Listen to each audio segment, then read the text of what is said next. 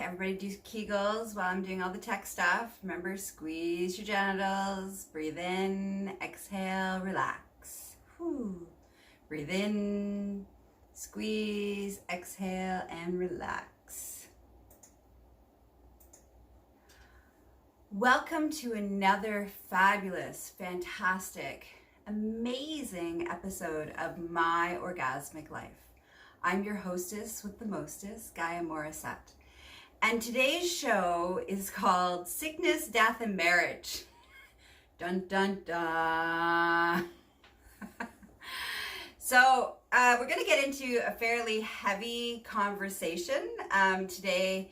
I just want to, we're going to talk about sickness. We're going to talk about societal belief systems. We're going to dive into death. We're going to talk about some heavy stuff. So if you're like looking forward to my light and fluffy version of me, today would not be the day to tune in.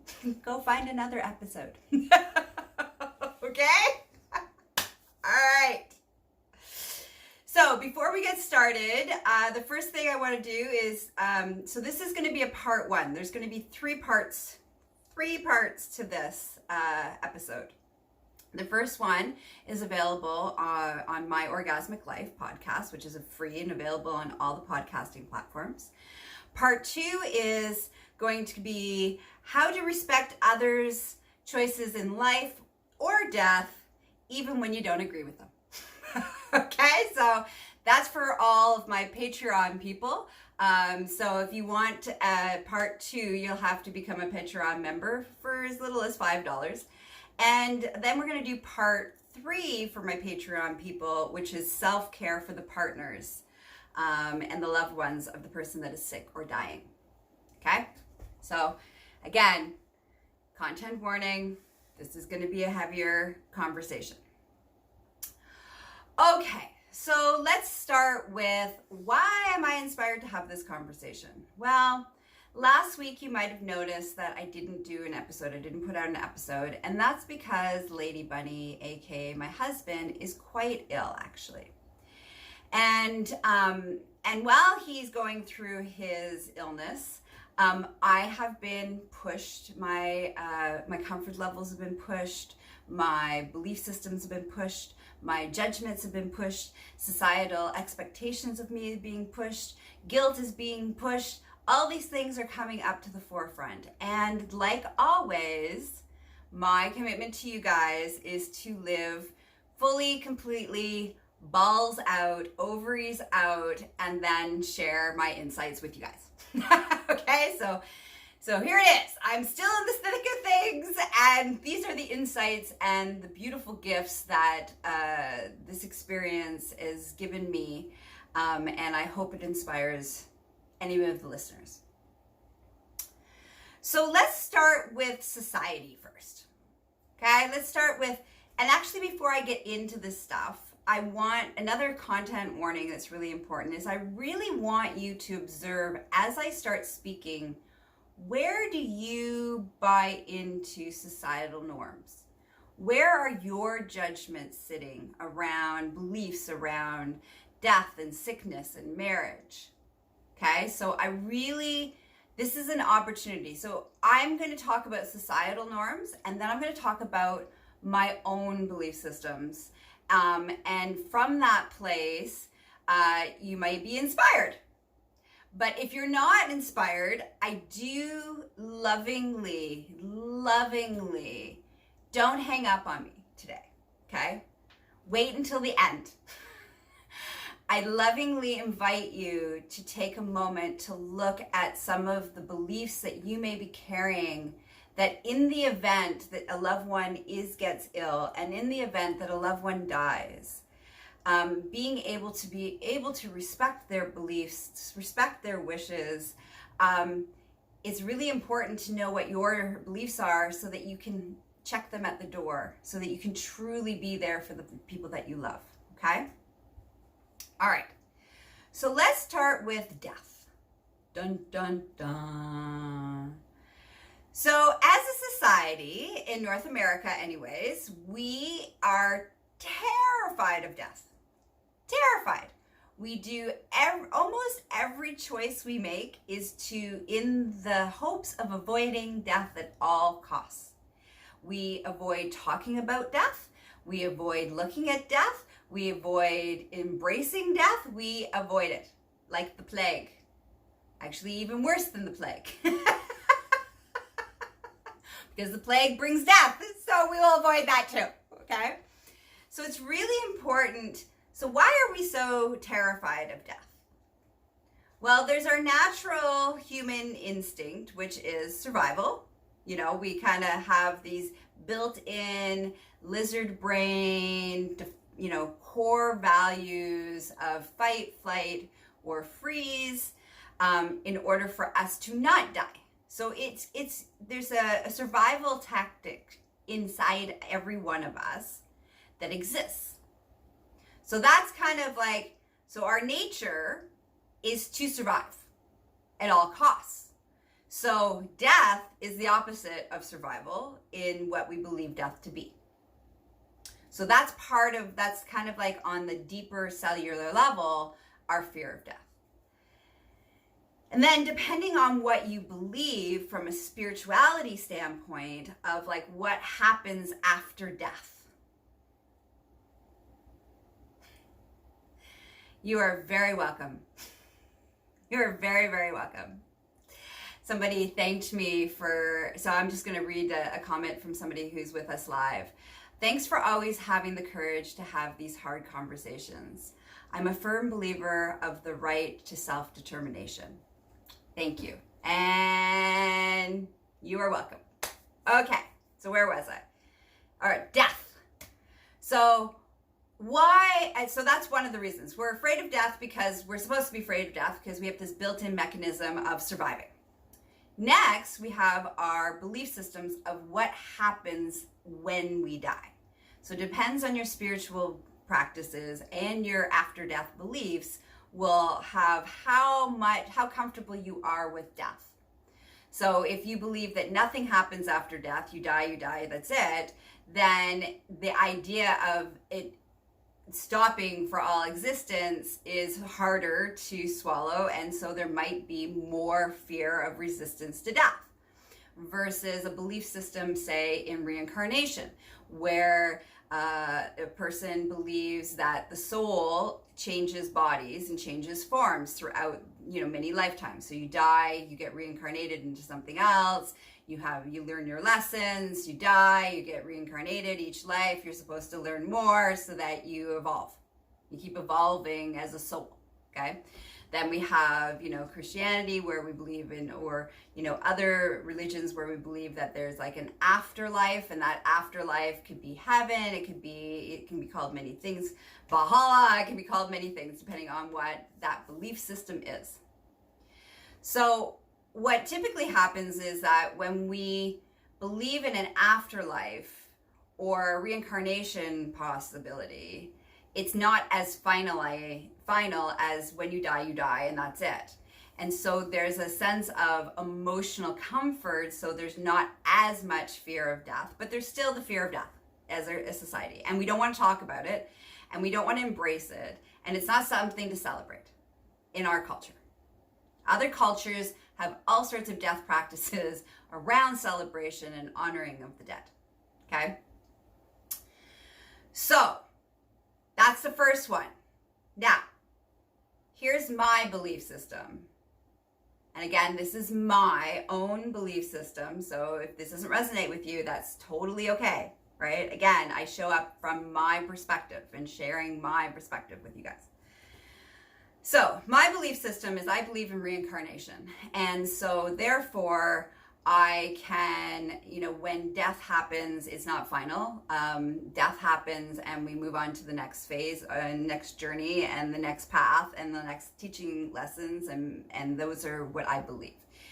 I also am able to connect to the dead and speak with the dead. So for me, death isn't as final as somebody else. I have conversations with my dead grandma who, her belief was that she went to heaven, and so that's where she ended up. so I can have conversations with her and my dead dad and all these other things. So for me, death isn't that same final stages of existence. So it's a little bit easier, not a lot easier, but it's a little bit easier for me. Okay, now let's talk about, and why am I sharing all of this? I'm going to tie it all in. I just want to talk about our societal beliefs first, and then I'm going to talk into why I'm talking about this, okay? So the next one I want to talk about is marriage and sickness and suffering.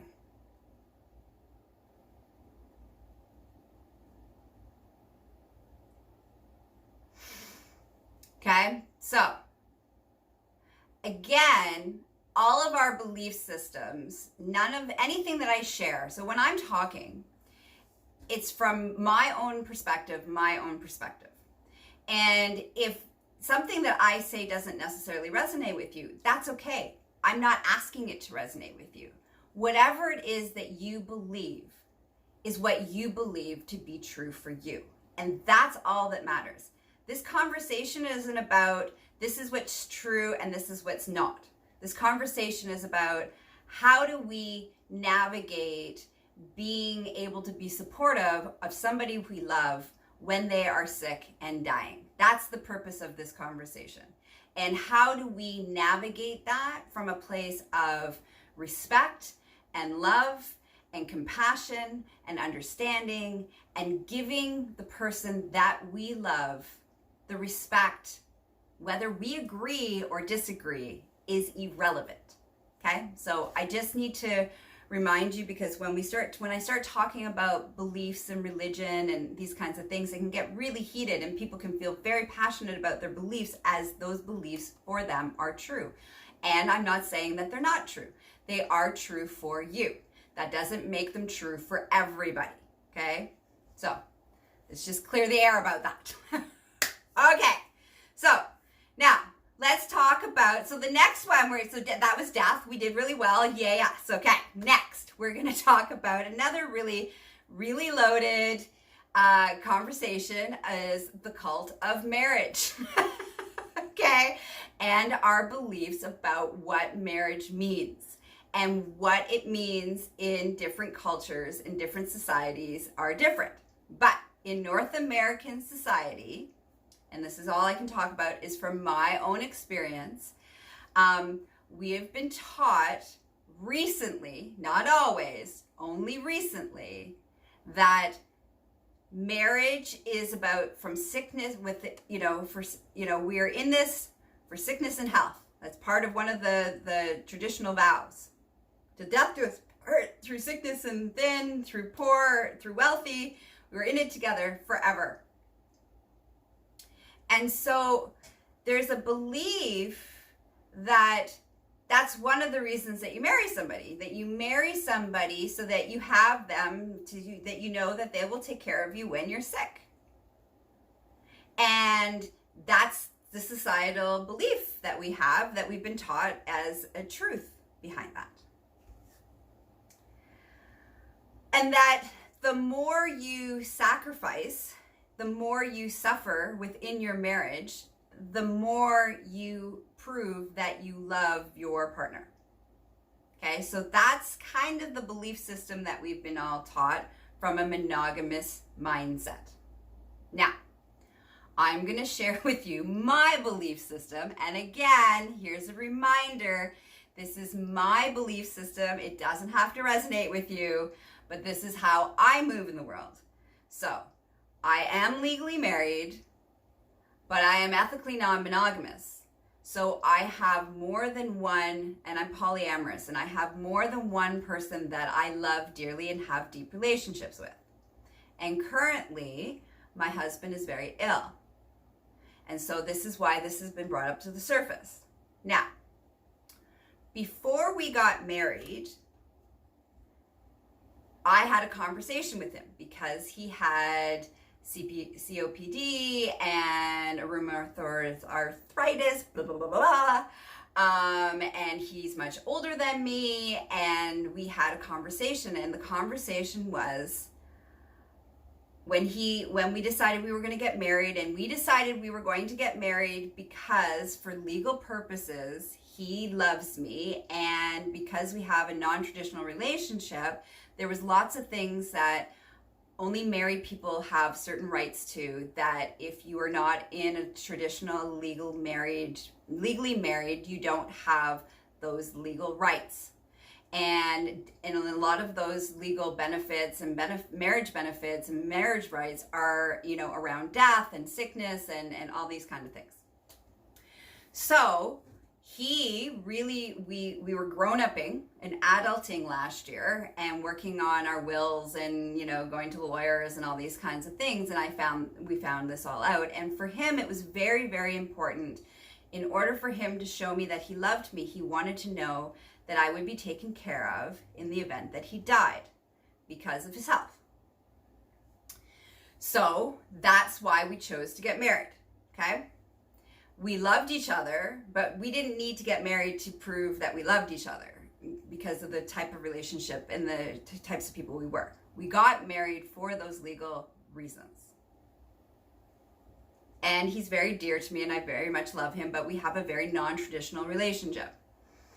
So, before we got married, I said to him, we need to talk about, in the event that you get sick and you are sick, what are we going to do? Because I am not going to take care of you. And I know that's, if you're like, oh my God, Gaia. Okay? So again, this is my journey, my expression, my experience.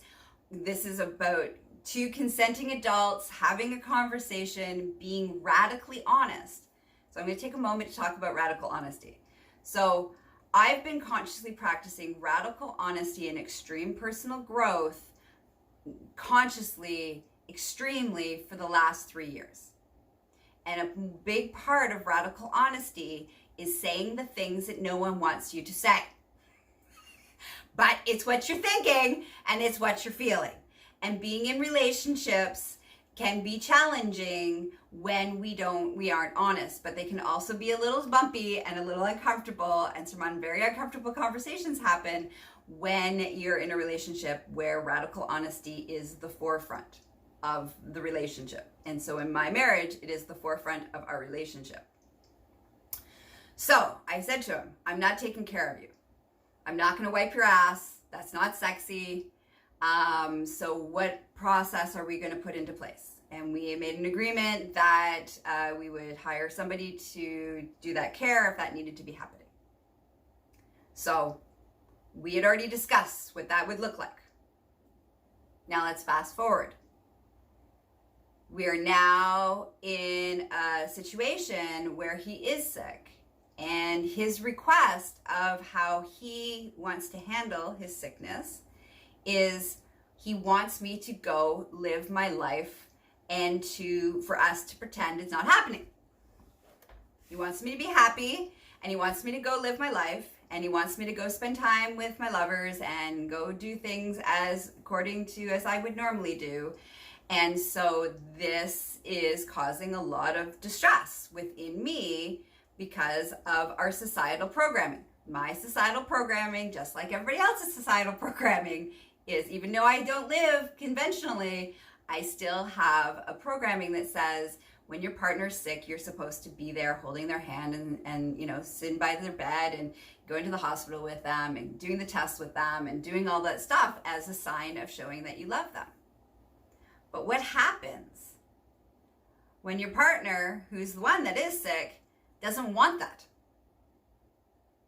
And your partner is the one that wants you to go live your life and to not be in a place of misery and suffering.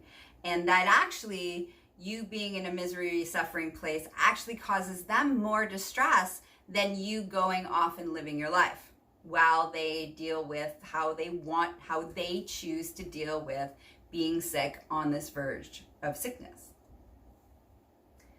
So that's brought up because of societal norms. That's brought up a lot of shit, which I'm going to circle back around in a second. All right. Whew. That was hard to admit out loud. It's out in the world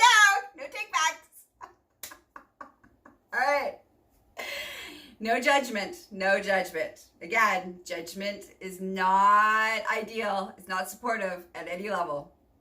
Okay, the next piece that I want to talk about from a societal norm is grief. The more grief and the more misery, the more after someone dies,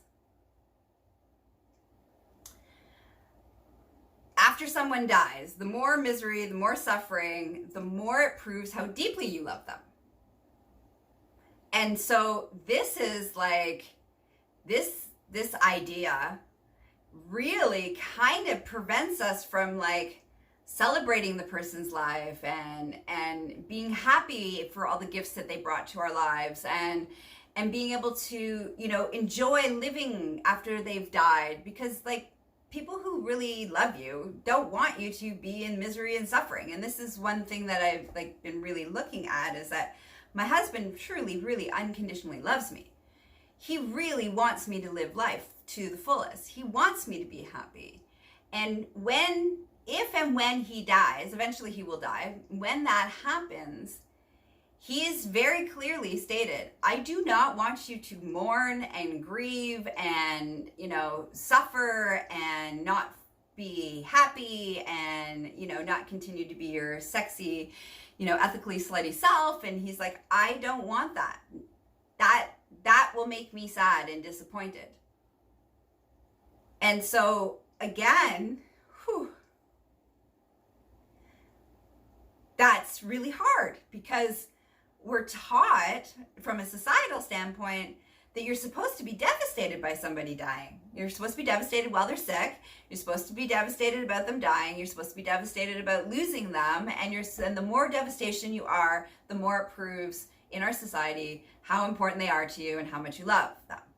So if you happen to be happy and ease with their death and okay with death and knowing that death is just another part of life's journey and all of those things, what that looks like on the outside from a society standpoint is that you don't care about that person at all. When actually it's the opposite.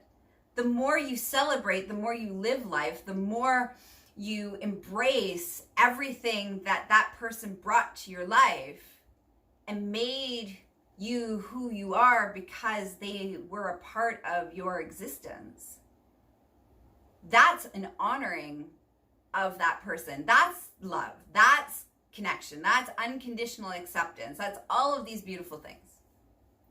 Okay, so I brought up all of these things because I've been on the receiving end of a lot of judgment recently. And from people who love me very much and know me very well, and yet their own stuff has been really projected onto how this situation is going down between me and my husband. So I've been spending a lot of time with one of my lovers and exploring and being happy and enjoying life and, you know, and feeling, and at the same time feeling guilty and feeling bad about it because of, you know, societal stuff that I was programmed with, and trying to process it and trying to not feel guilty because this is what my husband has asked me to do. It's not how I would do it, and that's what we'll get into in part 2, which is how do we respect other people's life and death choices, even when we don't agree with them. And so that's going to be part 2 that I'm going to go into for all my Patreon people, okay? But, so here's what's happening. As I'm trying to honor my husband his wishes, live life as I, you know, to the fullest, and not feel the guilt and the shame that society says that I'm supposed to feel, and then healing all of those things, trying to process things and move through that stuff with myself, and then reaching out to some people in my life who are, you know, close to me. And I've gotten things like, so where have you been? And these are people who know me really well and also know that my partner is not feeling well and is sick. And so their challenge is not from a like, oh, we miss you. It's like, where have you been? It's a judgment.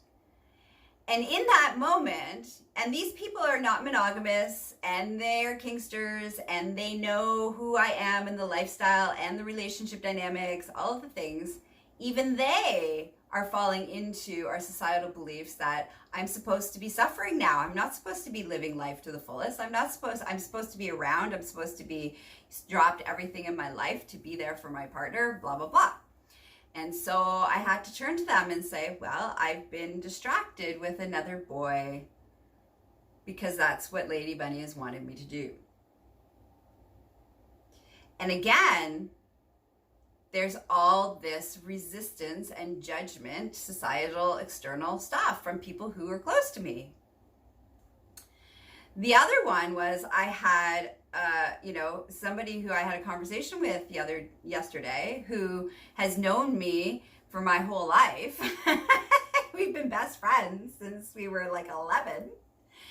And, we have very different belief systems around marriage and beliefs around marriage and monogamy and, this ideology that, is through sickness and health. Like you're supposed to be there no matter what.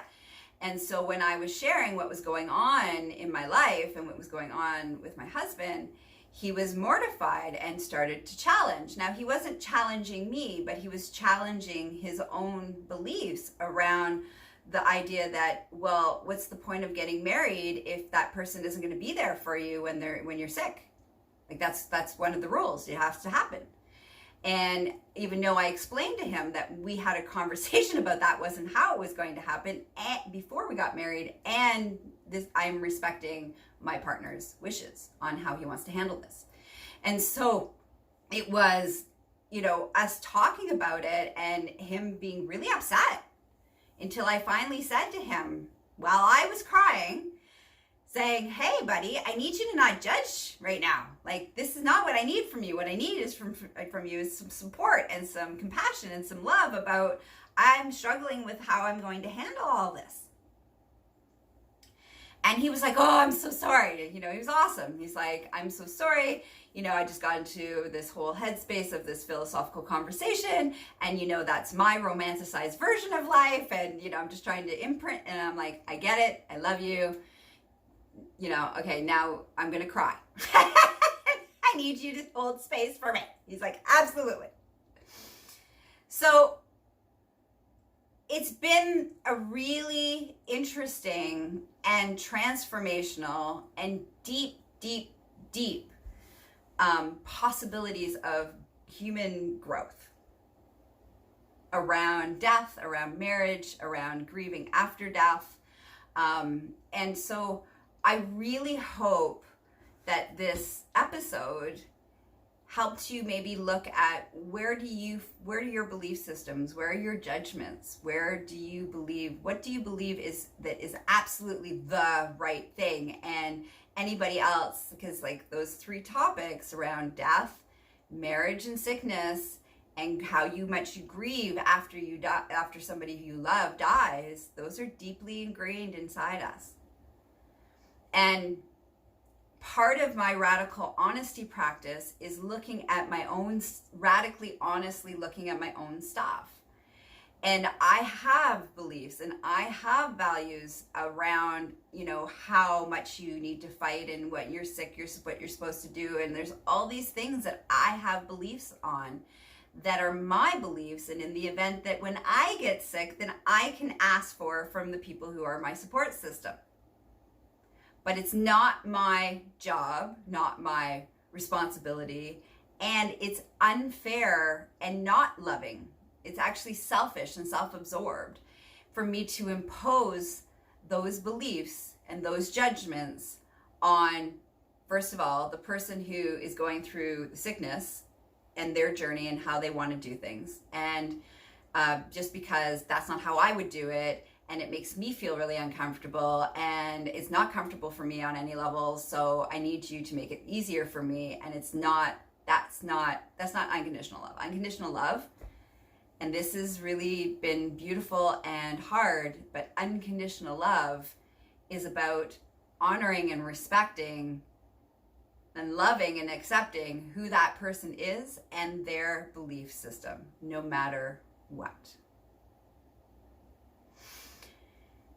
And so that's what I want to leave you with today, is where do we impose our values or impose our belief systems on the people who are closest to us, and we sell it as love. We sell it as, if you love me, you would do what I want you to do. And it's ugly. It's not pretty. It's ugly, and it's not easy to look at, and it's very uncomfortable to admit. There's lots of things I wish my husband would do differently, because it would make me feel easier and would make this process more comfortable for me. Hands down. But to ask that and to desire that and to try to force that as an issue makes me self-absorbed and narcissistic and incredibly selfish and not unconditionally loving my partner or my partners. In this case, right now, we only have one that's sick. So yeah, that's good. Okay. So that's what I want to leave you with. Now, if you want to learn, second, actually, before I go, the last thing I want to say is that by us knowing what our judgments are and our belief systems, it's also when we are supporting, we need to let go of our judgments and our belief systems so we don't impose it on the people that we love around us. So not just the person who's sick, but say you're supporting the person who's sick and the caretaking team that is supporting that person's illness and while they're going through their stuff. If we don't know what our bullshit is, our beliefs are, our values, then we can't truly unconditionally be supportive of those people who need our support even more because of what they're going through. So please look at where your judgments lie. Please look at asking the questions of, what can I do to support you? What do you need from me? Do you need me to listen? Do you need a shoulder for you to cry on? Do you need, for us to just go and get drunk? Do you need us to go have sex? What do you need? What do you need from me to be there while you're going through this experience? I love it. So one of the audience says, well said, honoring the values of others is hard. The comment of it not being comfortable for us is spot on. Thanks for being so open. You are very welcome, and thank you for sharing your insights.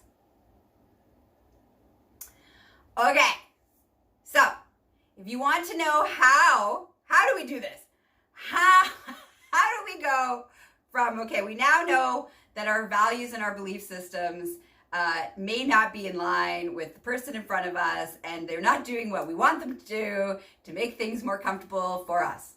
And we know that in order to be unconditionally loving and supportive, that we need to get the fuck out of our way. So how do we do that? All right, so if you want to know how to go about doing that, please join my Patreon for $5 a month, and you can learn how. And then we're going to talk about, for my Patreon people, part 3 on how do you do self-care. How do you do self-care for yourself when you are the caretaker of people around you who are sick or maybe dying or have died. And they will also be for my paid Patreon people, okay? So I hope this was inspirational. Thanks for listening. Thanks for your support. Thanks for your love. And you're incredible. And I can't wait until we get to be able to talk about some more fun sex stuff, which is way more fun. All right. Love yous. Mwah. Oh, don't forget, you can find me on My Orgasmic Life on all of your podcasting platforms. Love yous. Bye.